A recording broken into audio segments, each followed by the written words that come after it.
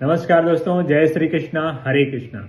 आइए भगवत गीता के अध्ययन में आगे बढ़ते हैं। अभी 51 के बाद हम पढ़ेंगे 52 श्लोक, 52वां श्लोक है भगवत गीता का।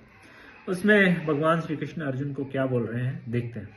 यदाते ही मोह कलिलम बुद्ध व्यतिरश्यति तदागतांश निर्वेदम श्रोतवैश्य श्रुतस्य च।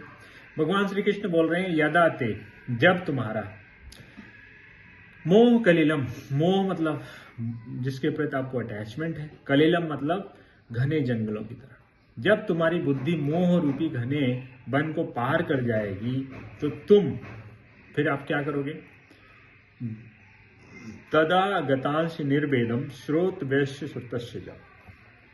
तो तुम निर्वेदम मतलब विरक्त हो जाओगे। किससे? श्रोत वैश्य, सुनने योग्य जो है उससे, और श्रुतस्य मतलब सुने हुए चीजों से।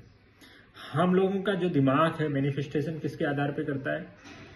या तो हम कहीं से कुछ सुने हुए होते हैं, या हमारे लिए सुनने योग्य कुछ चीजें होती हैं, या हमारी जो सेंसेस हैं इनके द्वारा हम जो परसीव किए होते हैं, जो हमारे पास इनपुट होता है हमारे दिमाग में, उसी का जो है हमारा दिमाग जो है उसी के आधार पे परिकल्पना करता है, उसी को एक्सट्रापोलेट करता है। तो भगवान श्री कृष्ण क्या बोल रहे हैं कि जब तुम्हारी बुद्धि मोह रूपी सघन वन को पार कर जाएगी तो तुम सुने हुए तथा सुनने योग्य के प्रति विरक्त हो जाओगे। फिर उससे तुमको कोई फर्क नहीं पड़ने वाला कि पहले किसी ने क्या बोला है इसके बारे में या आगे क्या होता है।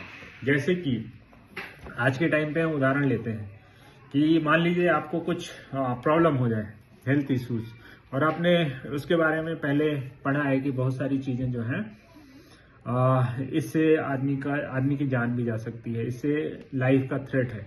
तो आपके दिमाग में वो नेगेटिव चीजें चलने लगेगी, हाँ इससे लाइफ का थ्रेट है, कहीं ये लाइफ का थ्रेट हमारे लिए तो नहीं आ रहा है।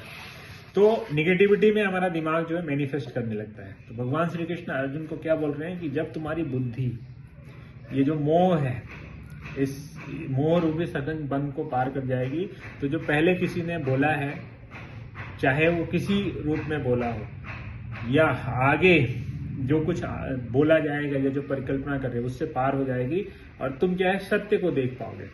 सत्य को जब देखोगे तो आपकी सारी परिकल्पना जो है वो झूठी की झूठी रह जाएगी, उसका कोई आशय नहीं रह जाएगा। तो इसलिए भगवान श्री कृष्ण का कहना यह था कि आप सत्य को देखने का प्रयास करो, और वो सत्य को कब देख पाओगे? जब आप इंटेलिजेंस या बुद्धि का इस्तेमाल करोगे, तब आपको सत्य दिखेगा। अगर मन के बहकावे में रहोगे तो आप सत्य नहीं, केवल वो निगेटिव परिकल्पना के हिसाब से आपको घुमाता रहेगा। ये भगवान श्री कृष्ण का आशय था। अगर हम इसको उदाहरण से समझते हैं, जैसे मान लीजिए कि आपका कोई बच्चा या बच्ची किसी शहर में रहता है और वहां पे पढ़ाई करता है मान लीजिए, और उस शहर में जिस कॉलेज में पढ़ता है उसके आसपास कोई दुर्घटना हो जाए और आप उसको टीवी में घर बैठ के न्यूज देख रहे हैं, अरे यहाँ पे एक बस एक्सीडेंट हो गया, ये हो गया। आप तुरंत अपने बच्चे को फोन करेंगे, और उस समय मान लीजिए उसका फोन नहीं लगता है या नहीं उठता है या स्विच ऑफ रहता है, तो उस समय आपका जो दिमाग होगा वो बहुत निगेटिव परिकल्पना करेगा कि कहीं वो बस में हमारा बच्चा तो नहीं था, कहीं उस एक्सीडेंट में हमारा बच्चा तो नहीं था। तो बहुत, और अपने आप को जलील करने लगेगा, अपने आप को परेशान करने लगेगा। तो भगवान श्री कृष्ण यही बोल रहे हैं, और जबकि वो सत्य नहीं है, वो झूठ है।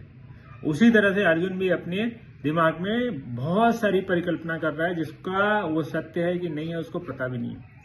तो इस परिकल्पना को दूर करने के लिए भगवान श्री कृष्ण ने क्या बोला कि सत्य का सहारा लो और मोह रूपी जो सघन वन है उससे बाहर निकलो, तो आप सत्य देख पाओगे। और ये छोटी छोटी जो परिकल्पना है, नेगेटिव थॉट्स हैं जो आपके मन के द्वारा आपको परेशान करने के लिए हैं, इससे आप बाहर निकल पाओगे। तो ये है 52 श्लोक का अध्याय 2 के इसका आशय। उम्मीद करता हूँ कि आप लोग इसको समझ पाएंगे। आगे हम फिर से वीडियो बनाएंगे आगे के श्लोक्स पे।